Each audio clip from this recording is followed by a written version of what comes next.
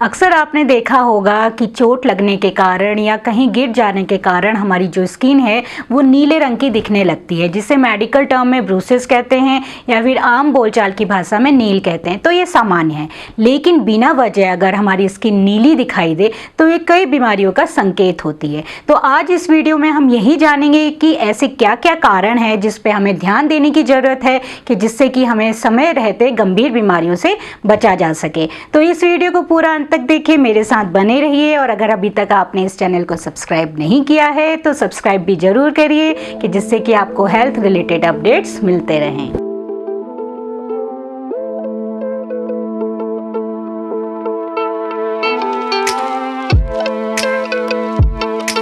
तो सबसे पहले हम ये जानते हैं कि हमारे शरीर में जो है स्किन में ऐसे डिस्कलरेशन क्यों दिखाई देता है।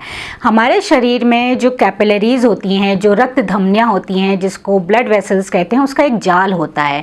तो किसी कारणवश अगर ये कमज़ोर हो जाती हैं या डैमेज हो जाती हैं, ख़राब हो जाती हैं, तो क्या होता है कि जो ब्लड उसमें बह रहा होता है उसका रिसाव हो जाता है। जब वो रिसाव हो जाता है तो स्किन के नीचे वो आके जमने लगता है। तो क्या होता है, वहाँ पे जो कलर है वो डिस्कलर उसको कहते हैं, क्योंकि जो नॉर्मल कलर है उससे वो दूसरा कलर हो जाता है। तो ये जो है आपके काले रंग का भी हो सकता है, नीले रंग का भी हो सकता है, लाल रंग का भी हो सकता है, जामुनी, पीला, अलग अलग तरह के रंग होते हैं। ये डिपेंड करता है कि उसका कारण क्या है, कितना उसमें डीप इंजरी हुई है या फिर कितना उसका पुराना ये केस है, तो उस हिसाब से इसके कलर होते हैं। क्योंकि क्या होता है, धीरे धीरे करके ये जो है फेड होता जाता है, क्योंकि जो बॉडी है उस ब्लड को अगेन एब्जॉर्ब कर लेती है, तो बाद में इसका कलर हल्का दिखता है। बट अगर इंजरी ज़्यादा है या क्या कारण है, उस हिसाब से इसका जो कलर है वो डार्क भी रहता है। तो हम ये जानते हैं अब कि क्या क्या इसके कारण होते हैं। तो सबसे पहला जो देखने में आता है कि वो है कि कैंसर भी एक इसका कारण देखा गया है। सब तरह के कैंसर नहीं, कुछ तरह के कैंसर हैं जो नीला रंग करते हैं बॉडी में, कहीं कहीं पे नीले रंग के पैचेस कर देते हैं। उनमें से एक है ल्यूकीमिया। ल्यूकीमिया उस केस को कहते हैं जब हमारे बॉडी में जो WBCs होते हैं, जिनको हम वाइट ब्लड सेल्स कहते हैं, वो बहुत ज़्यादा ग्रो करने लगते हैं, बहुत ज़्यादा बढ़ने लगते हैं। ये एक तरह का बोन मैरो कैंसर होता है। तो इसमें क्या होता है कि जब WBCs बहुत ज़्यादा बढ़ने लगते हैं तो हमारे शरीर में जो है स्किन में पैचेस दिखाई देने लगते हैं, जो ब्लू कलर के होते हैं, लाल रंग के होते हैं, इस तरह के होते हैं। हम सोचते हैं कि कहीं चोट तो लगी नहीं है, बट ये ऐसा क्यों दिख रहा है, तो एक कारण वो भी हो सकता है। दूसरा है विटामिन C और विटामिन K की अगर हमारी बॉडी में कमी हो जाए तो उस वजह से भी देखने को मिलता है। अगर विटामिन C की कमी होगी तो जो आपने देखा होगा कि जो स्कर्वी जैसे जो गम्स हैं उसमें ब्लीडिंग होने लग जाती है, क्योंकि क्या होती है ना कि ब्लीडिंग की जो टेंडेंसी है वो बढ़ जाती है, क्लॉट नहीं होता है, खून जमता नहीं है, तो उसकी वजह से विटामिन C की कमी में भी आपको जो है स्किन में पैचेस इस कलर के देखने को मिल सकते हैं। उसी तरह से विटामिन K जो एक इम्पॉर्टेंट रोल प्ले करता है ब्लड को क्लॉट करने में, अगर उसमें कमी आ जाएगी तो जो ब्लड है वो क्लॉट नहीं करेगा, ब्लड बहता रहेगा, खून का रिसाव होगा जो स्किन के नीचे जमने लगेगा। तो ये दोनों विटामिन की कमी के कारण भी, विटामिन C और विटामिन K की कमी के कारण भी जो आपकी स्किन है उसमें नीले रंग के पैचेस देखने को मिल सकते हैं। तीसरा कंडीशन है ब्लीडिंग डिसऑर्डर। ब्लीडिंग डिसऑर्डर हम तब कहते हैं जब खून जमने की जो प्रक्रिया है वो डिस्टर्ब हो जाती है। ये एक इम्पॉर्टेंट कारण माना जाता है।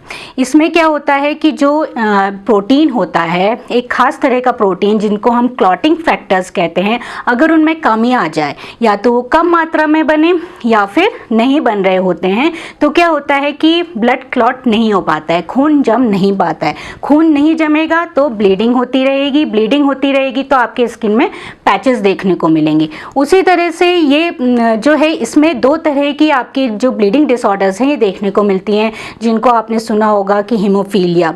उसी तरह से एक और डिजीज़ है वॉन विलीब्रैंड डिजीज़।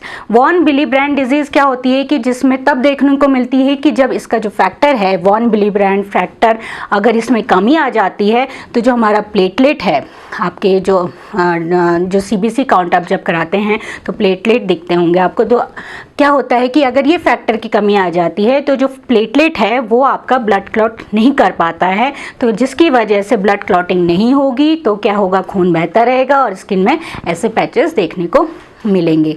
उसी तरह से ये भी देखा जाता है कि जो लोग खून पतला करने वाली ड्रग्स लेते हैं, जो दवाइयाँ लेते हैं, तो उसके कारण भी ये पैचेस देखने को मिलते हैं, क्योंकि खून पतला होगा, ब्लड जो है क्लॉट नहीं होगा, खून जम नहीं पाएगा, ब्लीडिंग होती रहेगी और जो है वो कहीं से भी ब्लीडिंग हो सकती है उस समय। तो क्या होगा, खून पतला होगा, ब्लीडिंग होती रहेगी, ब्लड क्लॉट नहीं होगा, तो स्किन में ऐसे पैचेस देखने को मिलेंगे। उसी तरह से एक कंडीशन ये भी देखी जाती है कि जो लोग बहुत ज़्यादा अल्कोहल का सेवन करते हैं, बहुत ज़्यादा अल्कोहल का सेवन करेंगे तो उनके शरीर में भी ऐसे पैचेस देखने को मिलते हैं। ऐसा क्यों होता है? क्योंकि जब आप अल्कोहल का सेवन करते हैं बहुत ज़्यादा अमाउंट में, तो लीवर जो होती है वो डैमेज हो जाती है, डैमेज होने लगती है, वो अपना काम ठीक से नहीं करती है। तो लीवर अपना काम ठीक से नहीं करेगी तो वो एक खास तरह का प्रोटीन, जिसको क्लॉटिंग फैक्टर्स कहते हैं, वो नहीं बन पाएगा। क्लॉटिंग फैक्टर नहीं बनेंगे तो ब्लड क्लॉट नहीं होगा, ब्लड क्लॉट नहीं होगा तो ब्लीडिंग होती रहेगी, ब्लीडिंग होती रहेगी तो स्किन में ऐसे पैचेस देखने को मिलेंगे। उसी तरह से इसी केस में ऐसा भी देखा जाता है कि अल्कोहल जो होता है, ये भी देखा गया है कि अल्कोहल जो है एक वैसोडायलेटर है।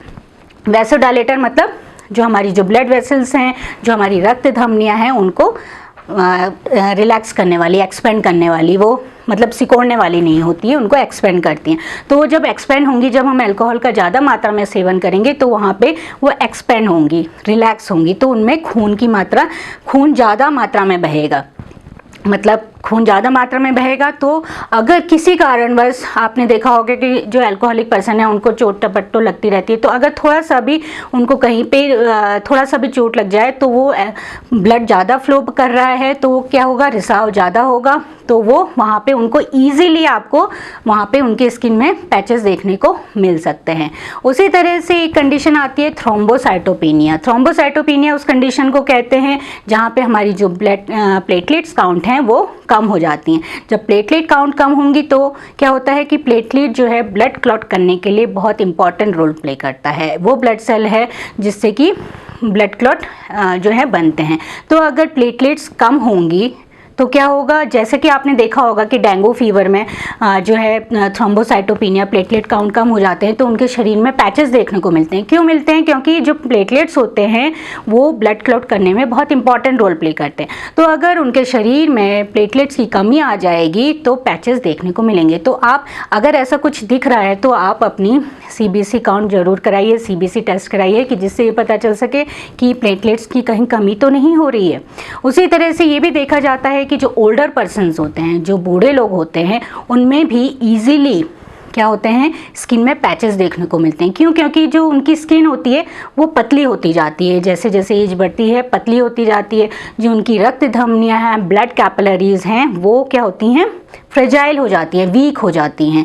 तो क्या होता है कि उनके स्किन से इजीली जो ब्लड है, जो ब्लड वेसल है, वो ब्लड वेसल से जो ब्लड है वो इजीली आपके आता रहता है, तो वो स्किन के नीचे जमा हो जाता है, जिसकी वजह से ऐसा लगता है कि नीले रंग दिख रहा है। क्योंकि उनकी स्किन पतली हो जाती है, उनकी जो ब्लड कैपिलरीज हैं, जो रक्त धमनियाँ हैं, वो भी पतली हो जाती हैं, कि जिसकी वजह से वह ऐसी कंडीशन देखने को मिलती है। अब हम ये जानेंगे कि ऐसे क्या क्या हम सिंपल मेजर्स कर सकते हैं कि अगर हमारी स्किन में ऐसा दिख रहा है तो हम उसको ज़्यादा बढ़ने से बचा सकें। वहाँ पे अगर स्वेलिंग हो रही है, पेन हो रही है, तो उसको ठीक कर सकें। तो सबसे पहले आप क्या करिए, एक कॉटन का कपड़ा लीजिए, हैंकी लीजिए, उसमें आप आइस को रख लीजिए। जो आइस होती हैं, आप अपने फ्रिज से आइस निकालिए, आइस क्यूब निकालिए, क्रश्ड आइस निकालिए। उसको डायरेक्टली यूज़ नहीं करना है, उसको किसी कपड़े में बांध के उस एरिया पे आपने 5 से 10 मिनट अप्लाई करना है, कि जिससे कि वहाँ पे जो हीलिंग है वो जल्दी हो सके। क्यों? क्योंकि जो बर्फ़ होती है वो वहाँ पे जो आपकी जो ब्लड वेसल्स हैं उसको संकुचित करेगी, तो जो ब्लड फ्लो है वो नहीं हो पाएगा ज़्यादा, वो वहीं पे रुक जाएगा और वहाँ पे स्वेलिंग भी कम होगी, पेन भी कम होगा और वो उसको ठीक करेगा। तो एक तरह का फर्स्ट एड है जिसको आपको करना है, 5 से 10 मिनट तक करिए, हर घंटे इसको दोहराते रहिए, कि जिससे कि वहाँ पे ज़्यादा दिक्कत ना हो। उस एरिया को अगर चोट की वजह से है या गिरने की वजह से हुआ है तो उस एरिया को थोड़ा रेस्ट में रखिए, कि उसको ज़्यादा डिस्टर्ब मत करिए, कि जिससे कि उसके ऊपर लोड पड़े। उसको रेस्टिंग में करिए, कि जिससे कि वो रिकवरी जल्दी कर सके। अगर आपको लगता है कि ऐसा कुछ करने के बाद भी 3 हफ्ते तक 2 से 3 हफ्ते तक आपको लग रहा है कि जो नील है वो वैसी की वैसी ही है, कोई परेशान मतलब उसमें कोई चेंजेस नहीं आए हैं, कोई रिकवरी नहीं दिख रही है आपको, तो आप अपना जो नियर बाय डॉक्टर है उससे कंसल्ट करिए कि और वो आपको बताएंगे, वो उचित सलाह देंगे कि क्या क्या इसके कारण हो सकते हैं, वो टेस्ट करवाएंगे। इसको उस समय आप बिल्कुल नज़रअंदाज मत करिए। तो ये कुछ कंडीशंस मैंने बताने की कोशिश की है कि क्या क्या कंडीशंस हो सकती हैं जिसमें आपको ध्यान देने की ज़रूरत है। ये वीडियो आपको पसंद आया है तो इसको लाइक शेयर सब्सक्राइब जरूर करिए, इस चैनल को आगे प्रमोट करिए कि जिससे कि आपको हेल्थ रिलेटेड अपडेट्स मिलते रहें, आपके जो नियर डियर हैं उनको भी इनके बारे में पता चल सके। आप हमसे फेसबुक, लिंक्डइन और इंस्टाग्राम से भी जुड़ सकते हैं। हिमान आयुर्वेदा से जुड़े रहिए, स्वस्थ रहिए, मस्त रहिए, मुस्कुराते रहिए। नमस्कार।